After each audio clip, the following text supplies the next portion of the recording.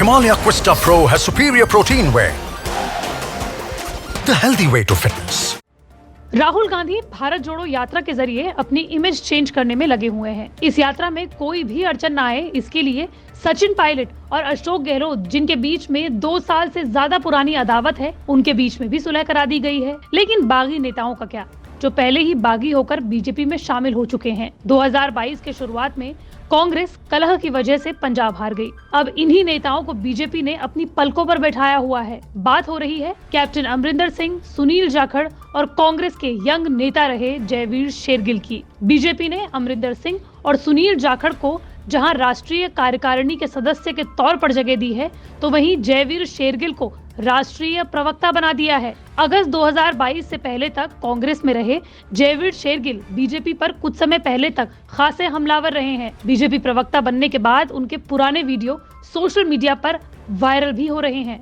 If the BJP government and the Prime Minister can spend 1.5 crore every day on his SPG security, why did the BJP government not fulfill the promise made to the family of the Pulwama martyrs?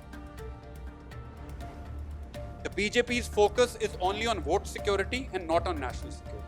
Supreme court में वकील 39 साल के जयवीर शेरगिल ने अगस्त में Congress party छोड़ते वक्त party पर कड़े आरोप लगाए थे। तत्कालीन कांग्रेस अध्यक्ष सोनिया गांधी को भेजे गए अपने त्याग पत्र में शेरगिल ने लिखा था कि मुझे ये कहते हुए दुख हो रहा है कि निर्णय लेना अब जनता और देश के हितों में नहीं है, बल्कि ये उन लोगों के स्वार्थी हितों से प्रभावित है जो चाटुकारिता में लिप्त हैं और लगातार जमीनी हकीकत की अनदेखी कर रहे हैं। सबसे पुरानी पार्टी के साथ सभी संबंध तोड़ने का फैसला किया है, क्योंकि चाटुकारिता दीमक की तरह संगठन को खा रही है। राहुल गांधी जहां युवाओं को पार्टी में तरजीह देने की बात करते हैं, तो वहीं शेरगिल का जाना किसी झटके से कम नहीं है। लेकिन जयवीर शेरगिल आखिर कौन है, चलिए वो भी जान लीजिए। कांग्रेस के सबसे युवा और प्रमुख प्रवक्ताओं में रहे जयवीर शेरगिल का जन्म पंजाब के जालंधर में 28 जून 1983 को हुआ। उनके पिता एक वकील रहे हैं जो मनी लॉन्ड्रिंग से संबंधित मामलों में विशेषज्ञता रखते रहे हैं। जालंधर में अपनी स्कूली शिक्षा पूरी करने के बाद जयवीर शेरगिल ने कोलकाता में पश्चिम बंगाल राष्ट्रीय न्यायिक विज्ञान विश्वविद्यालय में दाखिला लिया। 2006 में लॉ में ग्रेजुएशन की डिग्री के साथ स्नातक की डिग्री प्राप्त की और UC Berkeley school of law California विश्वविद्यालय से कानून में मास्टर्स की डिग्री भी हासिल की। पढ़ाई के बाद शेरगिल कांग्रेस नेता अभिषेक मनु सिंघवी के चैम्बर में शामिल हुए।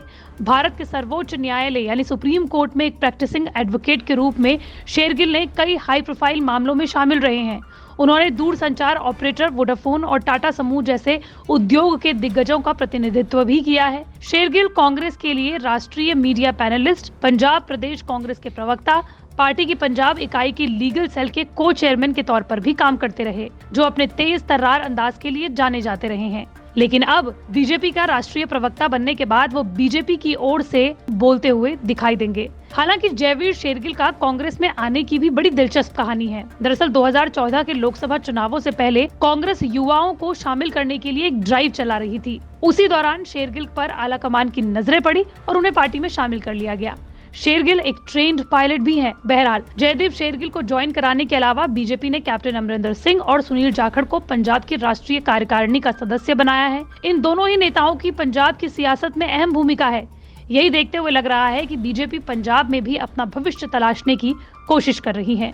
तो वहीं दूसरी ओर भारत जोड़ो यात्रा में लगे राहुल गांधी के लिए एक बड़ा झटका है, क्योंकि बार बार बीजेपी राहुल गांधी पर यह आरोप लगाती रही है कि भारत जोड़ने से पहले वो कांग्रेस जोड़ो यात्रा को भी निकालना चाहिए।